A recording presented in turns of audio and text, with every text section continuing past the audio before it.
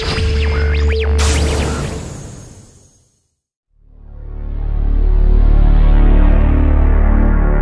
guys, what's going on? Coming to you from Jacksonville. You might be fooled by the attire, but it is I think 34 degrees outside right now, which for Florida, that is about as cold as it gets. I mean, it might go below that for a minute or two, but parts of Florida actually got snow last night, so I don't mind it for a day or two. I mean, Doug hooked me up with this fat hoodie, and I get to wear it about 8 days a year, so I know you guys don't feel bad for me, because it's going to be like 68 tomorrow, and the next day after that it'll be 70, and then we'll be back into, I don't know, decent weather. But enough weather talk. Topic came up, seen it going around, and so I wanted to discuss it a little bit, just briefly, and that is, what is the importance of, well, two things. Being extremely sore after you work out. I'm talking to the point where you're either fatigued prior to leaving the gym, or you get that delayed onset muscle soreness, or DOMS, the day after or 2 days after, that are kind of crippling. So I'll give you my thoughts on that, and then also the pump, because obviously if you do a workout where you're doing 30 sets for a body part, you're going to have an intense pump. Do either of those matter? Are they important? I would say, based on my 20 years in the gym, that they are important. But I will say that I also believe, after this time in the gym, that they are not necessary. The delayed onset muscle soreness is basically your body's response to training that it's not used to. So if the first time you go in to train a body part, you do more sets than your body parts can handle, yeah, you're going to get some intense soreness. And if you do some techniques, even for advanced lifters, drop sets, extra volume, you're going to get sore. Are those things necessary? I don't think they're necessary, but I do think they're valuable. The reason I think they're valuable is because you learn where your breaking points are. You learn what you're capable of. You learn how to push yourself through some pain, and basically, go to areas mentally, physically, that you didn't know you were capable of going, and that's important. As far as the pump, is it necessary to get a pump every time you work out to make progress? I would say no. This is my opinion. I do not think it's necessary. Getting blood to a muscle is a response from the body, but it's not required to build muscle. It does bring some blood to the area and make you look bigger while you're training. It makes you feel good after you're training when you look at yourself. And I think that's valuable. Do I think it's necessary? No, but it is valuable, because when I was early on training, what kept me going was that pump. It kept me wanting to go back to the gym to see that response and to see the way I looked with a pump. Because in my mind, the way I looked with a pump was the future me. So if I added muscle over time, I would eventually look like I did when I had a pump. And I still enjoy getting a pump to this day, but it's secondary now. My goals now are different. My goals now are strength, progress, and continued muscle growth. So I rarely get a pump. I mean, I do a couple days a week. I do like 8 rep squats right now. By the 3rd or 4th set, I'll get I'll get some blood in my legs, but I'm spreading the volume of my leg training out over 3 days a week. So I'm doing some pretty heavy stuff on Monday, Wednesday, Friday, and I don't ever get delayed onset muscle soreness. I don't ever get that stiffness where you can't move. Do I feel it? Yes. Am I a little bit tight? Absolutely. Especially the day after a little bit. But what I've known is the repeated bout effect of training so frequently has sped up the recovery process in my body. So these are tools that I didn't even know freaking existed. Growing up, reading the workout magazines, you train a body part once a week, you beat the fuck out of it, and then you move on, and then you come back in 7 days. Early on, that worked for me. But when you're beginning training, just about anything's going to work for you. So you basically want to get enough work in, the minimum amount of work you can get in to grow. But when you're young, you don't know what that is, or when you're, I don't want to say young, because the young people now have a huge advantage with all the information that's available. So I want to say the inexperienced. I think the most important thing for an inexperienced lifter is to just get in the gym and lift. I don't care if you do 30 sets, 50 sets, 10 sets. I don't care if you're doing high reps, low reps. Get in the gym, move some weight. Don't be paralyzed by all the information out there. There's no perfect workout routine. The workout routine you're doing can be the best one for you. The psychology of the athlete when training is very important. So when I was younger, I don't know if I would have enjoyed squatting 3 days a week. Most likely I wouldn't have, because when I was younger, I was more interested in baseball, basketball, girls, going out with my friends on the weekend, and you know, I wanted the Arnold muscles, the chest and the biceps.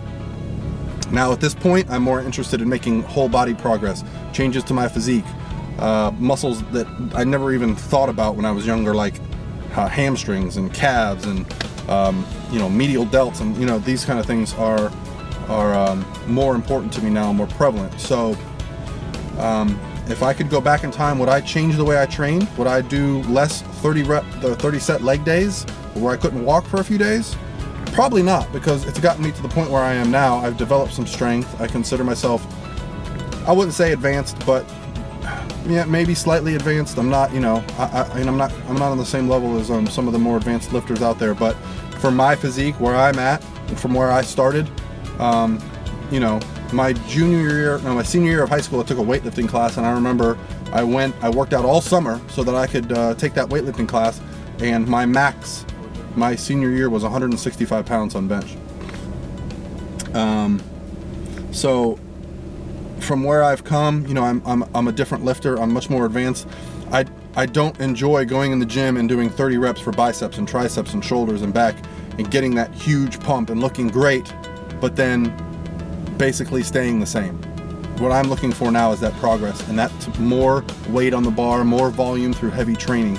Not to say I don't enjoy getting a pump, but you know, I think for me, right now, I'm doing the best thing I can, because I can't wait to get to the gym every day and do my 3 or 4 heavy sets of squats, 3 or 4 heavy sets of bench.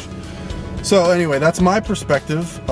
What's right for you? It's a different question. What I do for my athletes on my team, it's based on them. I don't just like my nutrition plans, my training programs, and they're based on what the athlete wants. I have some powerlifters, I have some bodybuilders, I have some, you know, some people that only train glutes.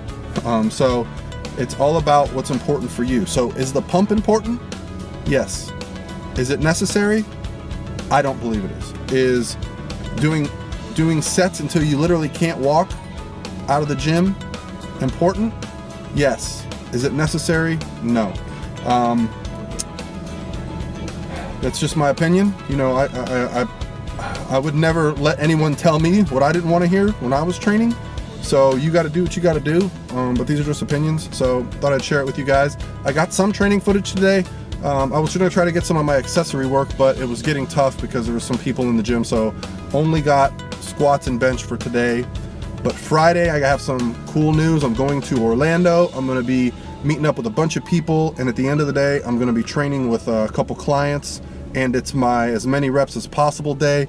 And I have another client who's also doing DUP, and he's going to be doing as many reps as possible. So I'm excited, because I always train by myself, you know, 90% of the time. So it's going to be fun to be pushed by someone and not pulling up a video of Lane squatting or of Doug deadlifting or, you know, somebody on YouTube that I watch right before I do my set to get me mentally psyched. So it's going to be great to train with Jorge and whoever else is able to show up. I'm also going to be doing some other stuff, meeting with clients, scouting a location for a bodybuilding show. So I should have something more interesting than me sitting in my car preaching to you and squatting and benching and deadlifting. So thanks guys, appreciate all the feedback. Keep it coming, comments, questions, more video ideas. I'm putting together a video on DUP. I know you guys have asked about that. For those that don't know, it's daily undulating periodization. If you Google it, you'll see there's research on it that dates back to the 70s. It's been around forever. Bodybuilding application is relatively new in the mainstream bodybuilding powerlifting world, but I wouldn't say new. I would say new to the general fitness world, and myself included. I found out about it 2 years ago when Dr. Mike Zordos came to BioLane's camp. Another great reason to come to Lane Norton's camps. There's information there that's nowhere else. So if you're in Australia and watching this video, look at the VIP muscle camps. I'm going to be there in a month. Can't wait to be there, mate. It's going to be a lovely time. You know, going to have Lane Norton, Philip Ricardo. It's just going to be fantastic with Ryan Doris and Ben Esgro and Jeremy Lennicky and Dr. Joe Klemzeski, Corey Probst. Can't wait to see my buddies Joey Zangini, Evan Godby, Hannah Lee Medden. You know who you are. I'll see you guys soon. Cheers.